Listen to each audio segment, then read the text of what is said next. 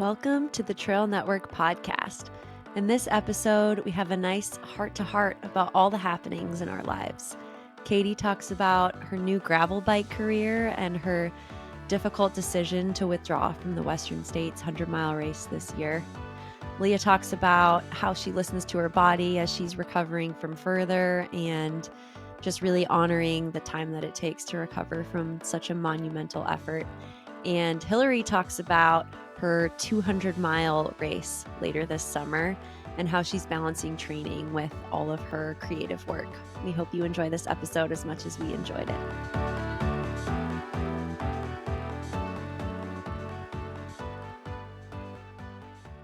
This is your host, Rachel Drake, and I'm joined by my friends. I'm Hilary. Katie. And Leah. And we're just going to have a heart-to-heart and catch up with what everyone has going on in their lives. And I want to start with Katie. Katie posted something today about how she sadly took her name off the list for Western States. Katie, can you tell us about that decision and what's going on in your heart? Oh, man, you started with a tough one, right? Just really going for it. Okay, so I have raced Western States the last 3 years, and it was and crushed it. And I was able to get top 10. The last race, I took an hour off my PR. I feel like I've only gotten better in that race and have learned a lot about myself as a person and a runner, but really more a person. And you know, it's funny, there's life in a day, right? We talk about 100-mile races, and maybe you could say that about any 100-mile race, but there really is something special and unique to Western States for me. And it's really hard for me to take my name off the start list. And yeah, it was pretty crushing. I've known that I needed to for a while now, probably over a month. But I just kept holding on to the belief. I think I'm an eternal optimist, hoping that maybe there'd be some miracle that I'd be cleared to be able to start training, to be able to toe the line. And then I dabbled with, maybe I'll toe the line and just walk it in, and I'll just be the last finisher, and I'll see Western States from a totally different perspective. And I just want to be a part of the community. I want to be in it. I just want to be there. And then I realized that that's probably not very realistic for me, since I've got a bit of competitive fire in me, and I would probably completely screw my foot up. So the reason why it's because my foot is still healing. There's the fracture line is healing. We see bone calluses on the fracture line, but just not exactly where we want it. And I'm biking, I can hike, but I'm just not at the place that I'm going to be able to train for states the way I need to. And yeah, so I had to take my name off the list, and it's really hard, you guys. I mean, this year is going to be really tough for me. I don't know which races I'm going to be able to toe the line for. A part of me is like the amount of effort it takes to be able to toe a line and be healthy is a lot. Like, we put thousands of miles on our feet, and I just kind of scared. I had surgery in November, and research shows that's not really healed until a year later on the navicular bone.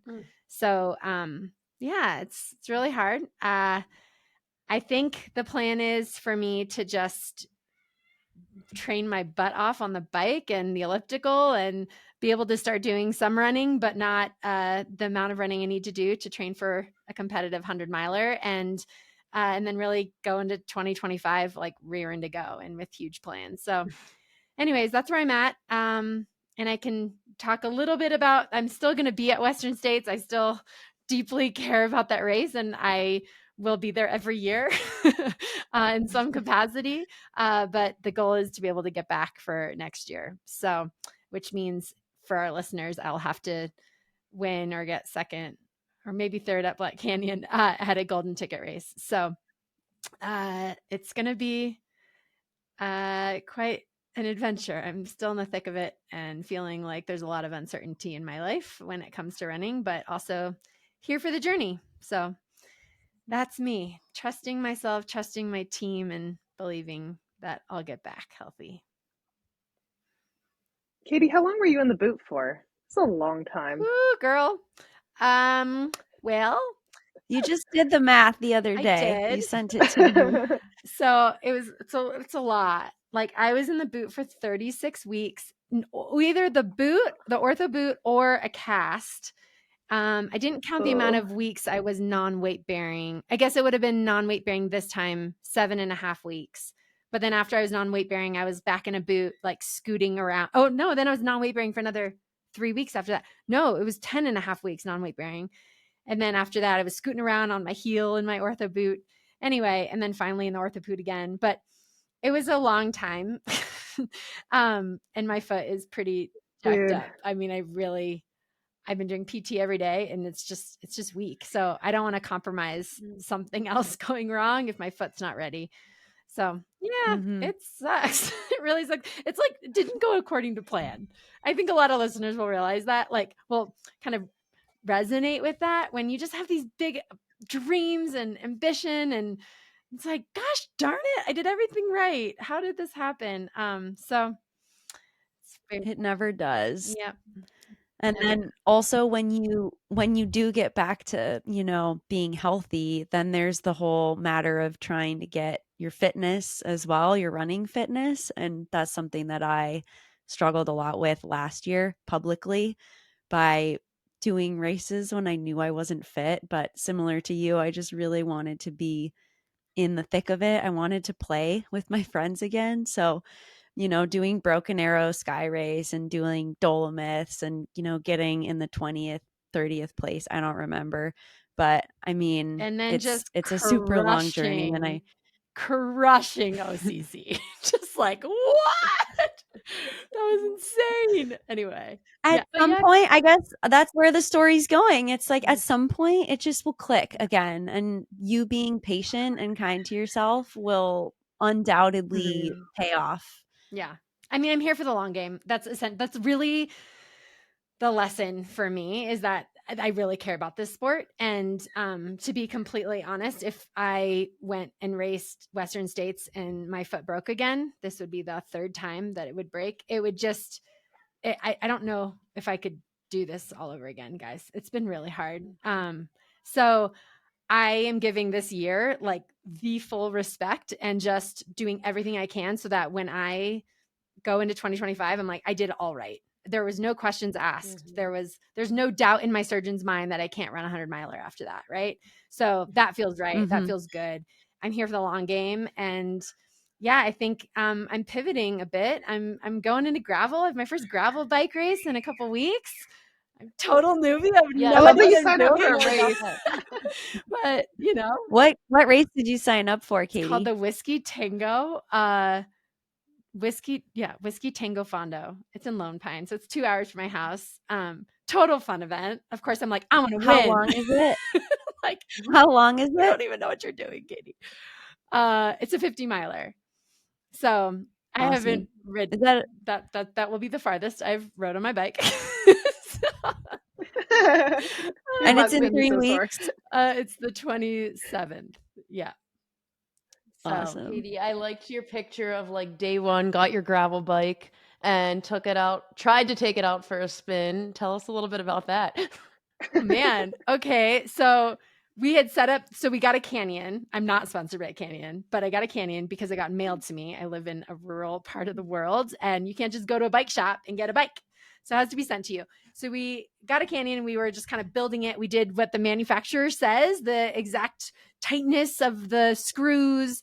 They have like a little device to make sure it's perfect because it's a carbon bike and you don't want to split the carbon. So we did it perfectly. And my husband's like incredible with this sort of stuff and he's helping me. And the next day we go out. It's literally the first day I've been cleared out of my boot, my ortho boot. And I'm so excited. I'm so emotional to be doing any sort of adventure outside. Oh my God, I just want to be dirty. I want to feel the wind in my hair. I just want to be outside. I was so excited. It was like euphoric for sure. And anyway, it was an absolute, can we swear? Shit show. Absolute shit show, guys. I mean, that's the only swear word we can use on this podcast. Oh yeah. that's a reference to Shit in the Woods, Leah's husband. So okay, guys. So my seat post, I adjusted that 6 times. Pete got a flat. My chain fell off. My handlebars just Didn't your chain also freeze on the bike rack? Didn't your chain get frozen solid? Oh, that or was the another derailleur time. or Yeah, something? that was another time. That was the time after. I took that. Yeah. It was like in a blizzard, and I was like, I'm gonna find dirt. I'm determined. And then I put the bike on the back of my car, and whatever. And then I finally drove an hour and was like, nope, still snow on the ground. Screw it. I'm going for it. I'm like, I just need to be outside. Don't be like a wuss and just go. So I get out of my car to get my bike, and it's completely frozen. Like the stove, everything's frozen. Anyway, that was another story. So yes, it has not been like easy getting into gravel biking, but I'm determined to be a gravel cyclist. we'll see how this all goes. Quick side note. In college, I bike to class every day in the winter, and I'm from Minnesota, so it was very cold. And I parked my bike outside, and one day it was parked underneath a gutter, and so it slowly got dripped on, and my entire bike got frozen solid that I had to bring it in the house into the shower to de-thaw. Oh my God. So pro tip, Katie, if you ever need to, did you have to carry it? No, it was frozen outside my house, so I just had to carry it inside. Yeah. You like an ice sculpture? Yeah, for sure. That's was terrible. Totally. So if you ever need that, man. Katie. Okay, Katie, I just think it's cool that you've maintained such an amazing mindset through all this. Like, I admire you so much. Just knowing how much you were in the boot prior to Western States last year, and then what your years look like since you basically got that race and then you went back in the boot. And I just you're incredible for how you've just fought through it to stay as positive as possible and find the silver lining even when everything is not going according to plan. So I mean, I'm not always like long super haul. stoked, like maybe it looks like I am. Like there's That is definitely hard to believe, days. Katie. There's hard days, right? And I will say it has nothing to do with I love following the sport on Instagram and my friends, and I love being engaged in the sport in all ways. That never feels like something you need to step away from. But I know that people that are injured do need to have that space. For me, I get tons of energy and joy from being engaged as much as possible. So for me, it's like, I'm all in. Like I want to, let's start a podcast. I want to I don't want to talk about this more and more. But it feels, there's definitely times where I'm just like, man, I just need to go hug a tree. I just need to be outside. I'm like going crazy. And I think that, this is the release for a lot of people running, probably if you're listening to this podcast, you are a runner. And if you are a runner, you probably use that as a bit of a release. And yeah, it's just my happy time. And so anyway, it's been tough in that way where I'm like, I just want to go out, but you also kind of surrender to it. And actually that acceptance helps when you're like, okay, I don't know if I'm going to be racing this year, and I'm okay with that. And that took me a while to get to. And I'm like, well, I'm in a gravel race, and that's going to be okay, and that's like absolutely surrendering to that idea. It's like anything I do get will be actually like cherry on top. So that feels right. But yeah, I mean, I think that kind of giving in to it and just knowing that you don't really have control over it. I'm doing all I can. I definitely feel like I'm still training and like working like I'm a professional athlete, but yeah, I'm just not going to be able to show off any running fitness. That's okay. So anyways, yeah, so that's me, y'all. It's been a joy. I know coming off of a race isn't quite the same as coming off of an injury, but I'm curious, Leah, how your body's doing after further, and just I think there are a lot of gems that we can glean from, how you know that you're ready to get back into training, or even just ready to start running again after such a big effort. Like, what kind of signs do you look for? Oh, this has been really interesting to me because I never imagined I'd have to go through the recovery of a post 6-day event. So yeah, navigating it has been really interesting, but actually quite fun. So right now, it's April 10th, and I'm about 1 month removed from finishing 6 days of running and accumulating about 400 miles out there. And initially, I have plans for the summer. My plans as they stand right now are doing Quad Rock 50 miler in mid-May, like May 12th, and then Western States in June. And I knew that like having 400 miles on my legs, especially before a 100 miler like Western States, wasn't the ideal buildup by any means, especially for somebody that's a pretty low volume runner like I am. So coming out of further, I just completely respected the way my body felt. And it was really interesting how my body felt because it was unlike any recovery or post 100-mile feelings I've ever had. Mm. So a lot of the feelings I've had post race in the past, post 100-milers. So I've done like the Bear, Western States, UTMB, and I'm always so muscularly sore. And coming out of further, I was not muscularly sore, but I was like feeling arthritic everywhere. My knees, my like ankles, my Achilles were feeling tight, my tendons, like things were just feeling off, but almost in such a way that it was like it was this temporary period of overuse, which is exactly what it was. I ran 8 times the mileage I normally run in a week. So it was this like acute period of overuse that I think I just needed to recover from. So for me, what that looked like was, I think, almost 2 weeks of no running. I did go to the gym and cycle a little bit. I took a page out of Katie's book, and I don't have bike shorts, and I lasted about like 20 minutes on the bike Oh yeah, for like you gotta 3 have bike days, shorts. and that was about where I maxed out. But I remember I told my friends, like, I just plan on being horizontal in any down moment for the next, like for the 2 weeks after. So I did go back to work on, I finished further on a Tuesday. I worked remote on Thursday and Friday that week, and then returned to the hospital in person the next Monday. And I just, those weeks were a blur to me, like a complete blur from like a fatigue level, but also just like a physical level. Like when I wasn't working, I was at home horizontal on the couch. And I felt really okay about it. Like I knew that that was just like I got zapped like energy wise. So just respecting that. And then after about 2 weeks, I ran like, I don't know, maybe 15, 20 miles my first week back. And I ran around my neighborhood for my first run back, like 3 miles. And it was funny how my body tapped right into the same pace that I was running at further. So I had like one gear and one gear only. And that was like 9:30 to 10:30 pace all over again. And I'm like, darn it, I can't escape this pace. And that actually felt like pretty challenging at first. But each day it was like I loosened up a little bit more, loosened up a little bit more, kept it to neighborhood runs. And now we're back to doing some vert this week, but really keeping an eye on my heart rate, which is something I've never done before. Like after big attempts and mileage like I did, baseline heart rate is just quite high. So using that as my guide and prioritizing sleep and all the things that can keep my heart rate in like a nice, happy, healthy zone. I think that's just been a priority, and keeping stress as much to a minimum as possible.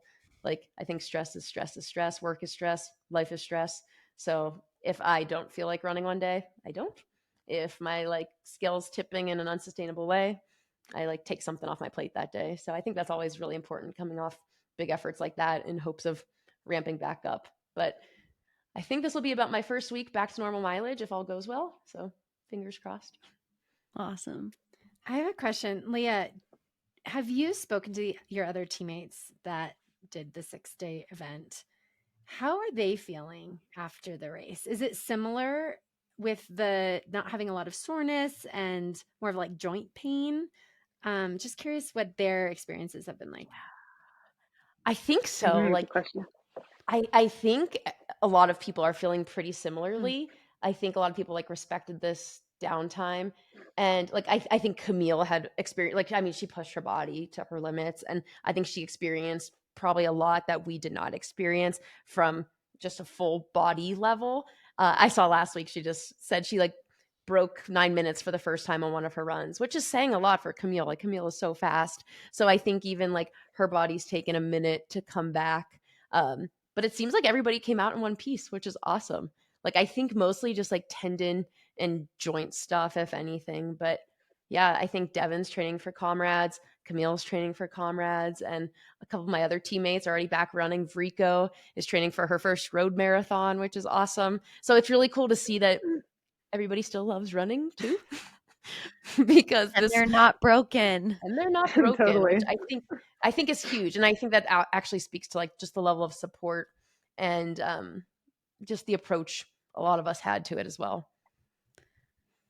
I really want to celebrate your patience with this. I think there's just such a get back to it culture, and I think seeing you really respect your body and respect the time that it takes to get back and being open to different timelines with that is really awesome. Yeah, it I was supposed to do my first workout back today, like, and if you're a Roach athlete or Megan Roach athlete, one of the first workouts back is always like 1 minute at 10K pace every 5 minutes or so once you start getting back into things. And like I wasn't ready today, so I didn't do it because I just felt like I have DOMs. I did the Moab Rufa event on Saturday for like fun, Oh, and that ended up being like 12 miles with like 6,000 feet. So I'm just experiencing like 7 days of DOMs over here.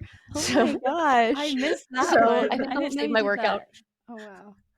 I did. I jumped in it. Mike was doing the 6 hour for fun, so then I jumped in the 3 hour one, which was a nice time, and it was fun, and it reminded me that my quads still definitely exist, and they're definitely feeling that muscular fatigue that I did not feel from further. I'm definitely experiencing now. This episode is brought to you by Osprey Packs, the top-notch pack company celebrating 50 years. Happy birthday, Osprey! As the snow starts melting in the high country, I personally can't wait for long adventure days, and Osprey makes the best fast packs. Their Talon Tempest packs are so lightweight. I've been on several multi-day adventures in my Tempest Pro and have honestly forgotten that I was wearing a pack. That's how comfortable and wonderfully engineered the pack is. The Talon Tempest Velocity was just released, and it's sure to be a favorite. Go get yours at osprey.com or your favorite local retailer. Okay, while we're on further, I just found out that our friend Hilary here signed up for a 200-mile race. So I'm just curious. Well, first I want to ask Hilary what the race is, and also I want Leah to give her some advice for that. I need all the advice, guys. Yeah, I'm already thinking it was a dumb idea. It's like not till August. Okay, so for the last 5 years, I was involved in Destination Trail 200 milers, and I was the media director for the last 3 years. So I've been around a lot of 200-mile races, and it's like funny after a while, you're sort of like, I could probably do that, like you kind of see people go through the whole thing. You see like a well executed race, and then someone's race go like totally to shit, and you're like, oh yeah, I can totally see how I would do it differently. So I think in my head, I've sort of always been curious about what it would look like. And I like long races. Like they're the only ones I do well at. And I tend to do better as races go on. Like I'm sort of like, once I get past the halfway mark, then I decide that I'm actually going to show up and like, I've accepted that I'm there. So I sort of have this in my head that like, okay, I can do these longer races. And then I left my position with Destination Trail in December, and they basically offered me the chance to run one of the races on the way out the door. And it just seemed like kind of a great opportunity to just like try it. And I chose Bigfoot 200 because I think it's the most underrated 200 in North America. It's gorgeous. It's like you start at Mount St. Helens and you end up by Mount Rainier. It's like a tour de volcanoes up in the Pacific Northwest through the Cascade Mountains. I run Cascade Crest 100 and Fat Dog 120 miler that are both in the Cascades, so I know a lot of that terrain. I grew up on the West Coast in Canada, up in like Vancouver and Squamish, so it just feels good. Like I was out there last summer, and it's like the wild blueberries are out, and it's like it smells good. So that made me excited. I Like think you're to convincing me, all of I us had to do be it. excited Are we about the race. all running Bigfoot 200 now? You guys, I might. it I'm is told. beautiful. It is like, I'm also like, if I'm gonna run 200 miles, I want it to be the one that's like hardest logistically, because that's where I'd actually want support, Mhm. And so to me, it's like having been all over the course. Like the crews drive almost 1,000 miles on that course. Oh my Billy God. doesn't really know what he's getting into yet.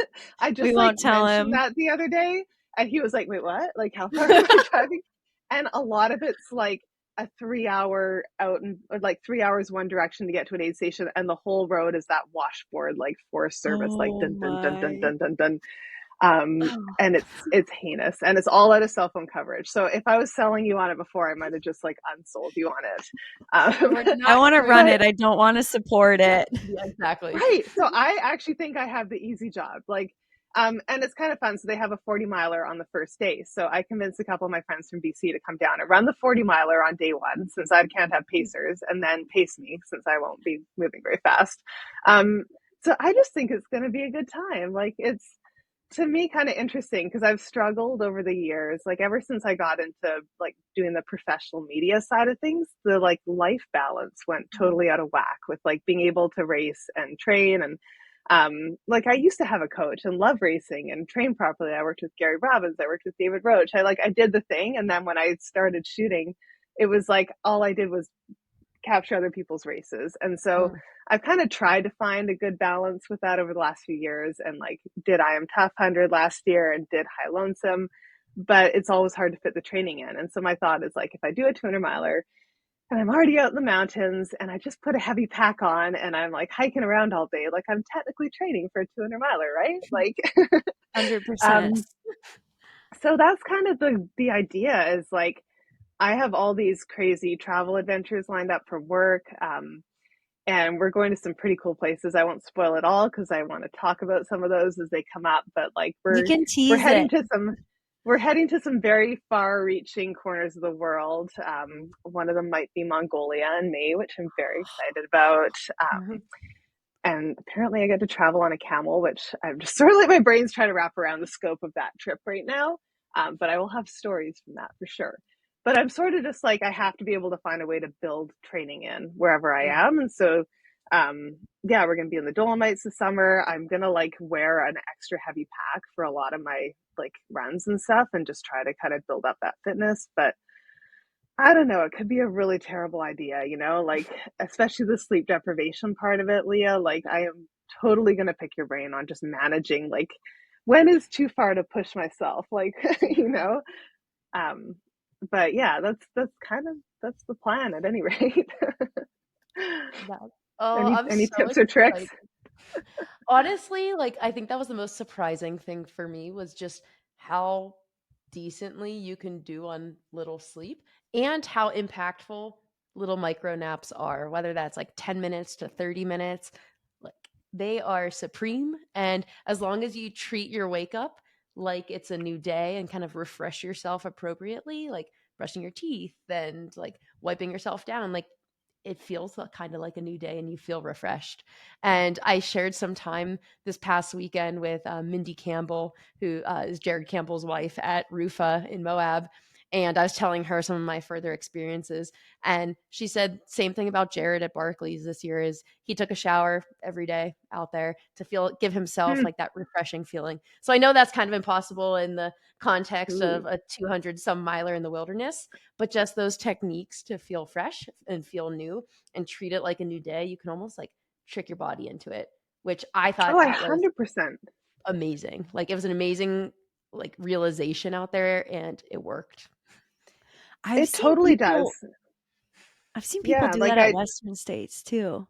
With like our friend Marianne made these aromatherapy face cloths for Keely at Western States. And she also made some for me when I was in labor with Lewis. And it totally just like, it can reset you, especially if you get some good sense in there. That's a great idea. I never thought of that. I love, like, I've always brushed my teeth like halfway through a race because after a while, it feels pretty gnarly, like all the sugar and everything. You're just like, not good. And like changing your shirt and stuff. But it is crazy how you can trick your brain. Like, you totally can, right? And like, as soon as the sun comes up on a new day, it's like, it's all about those psychological things. But that said, my last couple 100 milers since I started doing them again, I had some wicked hallucinations quite early on, which like was a little bit disconcerting. I was, yes, yeah. And I don't know if it's because I go into these things like kind of burnt out from the summer of like everything else, and it probably is that. But I feel like that's probably going to be my biggest challenge, because being on the media side, I could tell you so many stories of like the most wild hallucinations that I've seen out there. And I have talked people back into reality from like some other universe. And it's like, I know where your brain can go. And like, I'm kind of fascinated and kind of terrified of that. Now I want to hear about your hallucinations. Can you give us some details? Oh my God, I can tell. Okay, I can tell you one because he doesn't care. It's a buddy of mine from the UK that has done a bunch of the 200s, and he at Moab a couple years ago, Moab 240, he like people were coming up the trail. It's the last 20 miles of the race. So he's gone 220 miles and he's in like 20th place. He's doing really well. People are warning me as they see me on the trails as I'm out there waiting for people to come by and do photos. Like, hey, this guy, like, he doesn't look so good. Like he's really like having a tough time.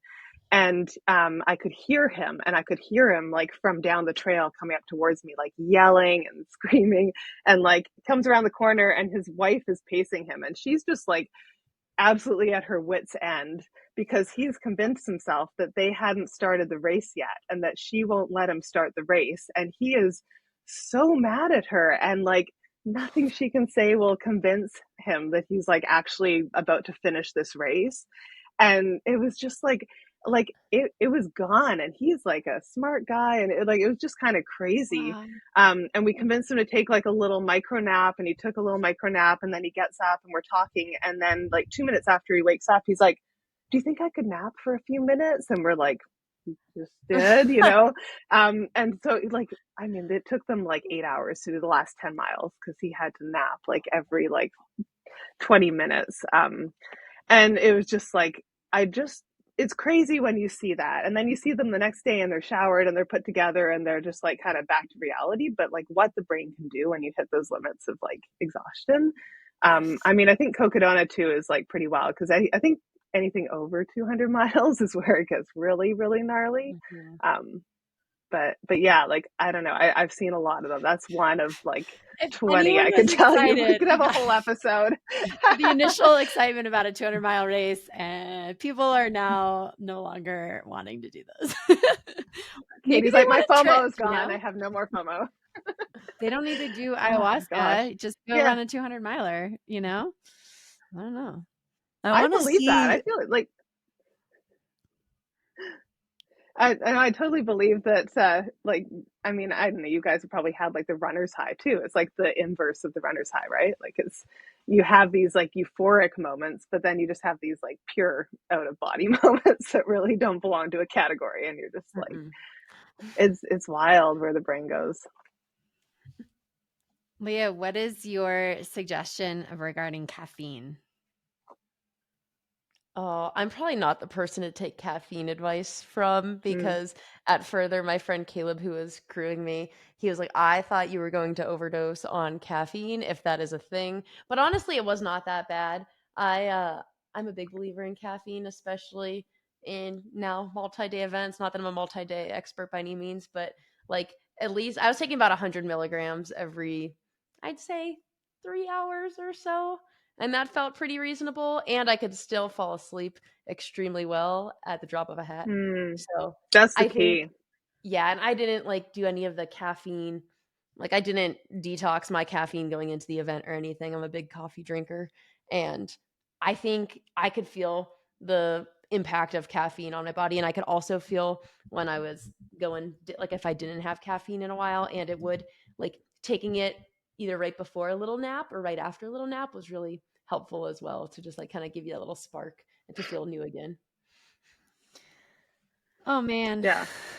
So I had always wanted to do I wanted to do Bigfoot. And Pete and I were going to do it together as a big adventure when I turned 40, which is in 2 years. Okay, don't rub it in. Oh my God. And then we were like, wait, we both can't do it. This is a horrible idea because then we can't parent, you know? And then after what Leah did in running 400 miles, I was like, see, honey, look, she's fine. We can do it. Like, you know, Do it. Yeah, we'll see. The real challenge is the training, though. Tyler and I are like, wait, we're both training for a 100-miler at the same time. Oh my God. Here, Not guys, I have a ideal. secret. We should talk about that. How when you and your partner are both trying to compete, and how you create a schedule. You're both about to do a race, Rach, in a couple weeks. Do you want to talk about that? Well, we've never both done, I guess, an A race at the same time. Normally it's like, oh, Tyler wants to go to Hong Kong. And I'm like, well, if I'm coming with, I want to play too. So I hop in the 30K. And in a couple weeks, Tyler wants to do Madeira. And of course, I'm going with. So I'm going to hop in the 60K.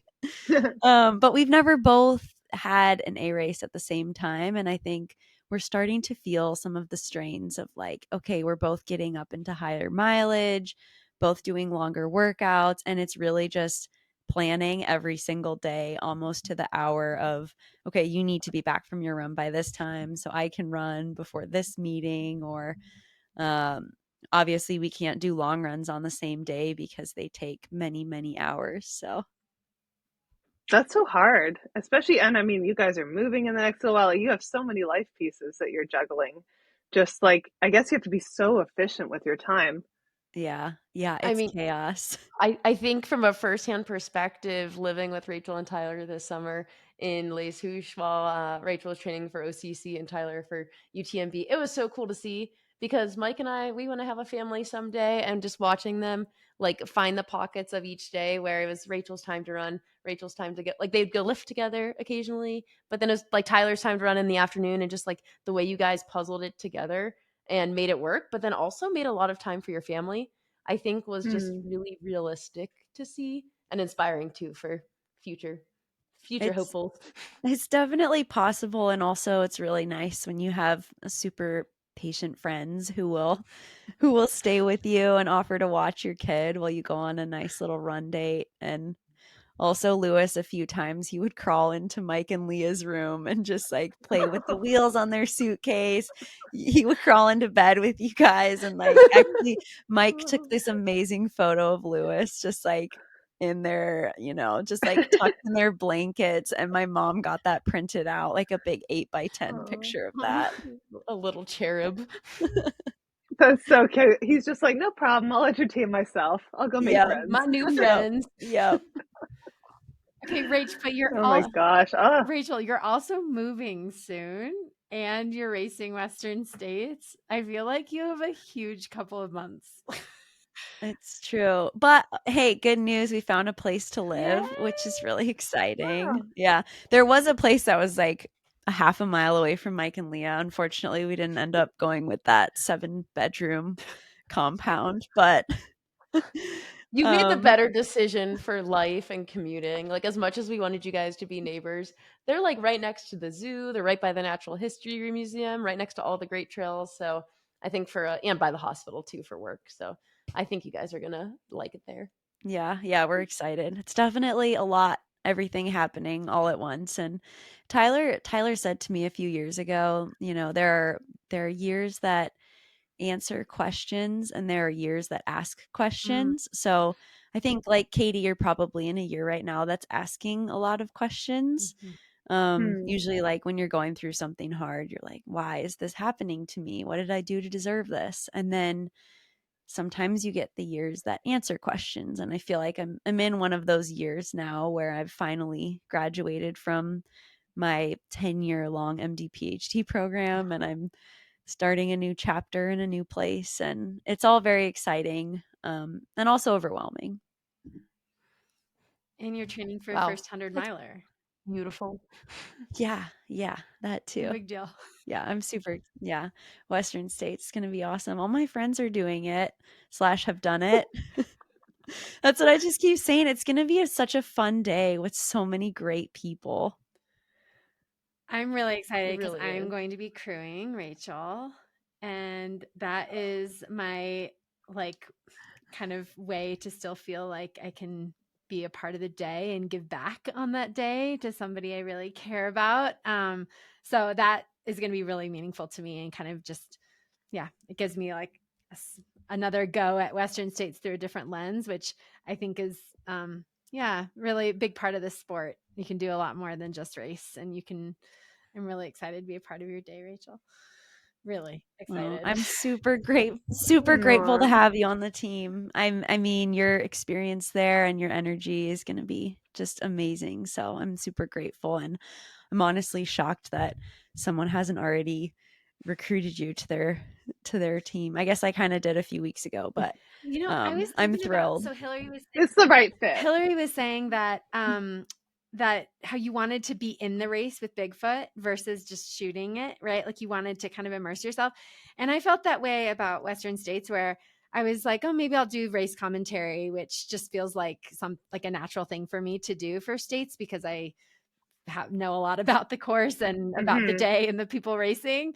But I wanted to not be behind the lens. I wanted to be in the dirt. I wanted to be a part of the day in like a really tangible, palpable way. And so this was like, a no-brainer. It's like, oh, this feels so right. So if I can't be racing it, I definitely want to be a part of somebody else's day in some way. And I'm going to be going to Western States training camp for Memorial Day.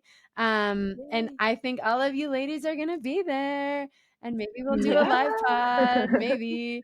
But I'll go and just help out, and I'm going to be a part of an aid station help, and like just be a part in a different way. And yeah, anyway, so I'm really excited about that. But yeah, maybe a teaser. Yeah. And I give Katie a 5-star review for her UTMB crewing this year, her and Pete. So Crushed she it. even gave me her scooter at the finish line. So That's right. like, That's what true kind love. of crew does that?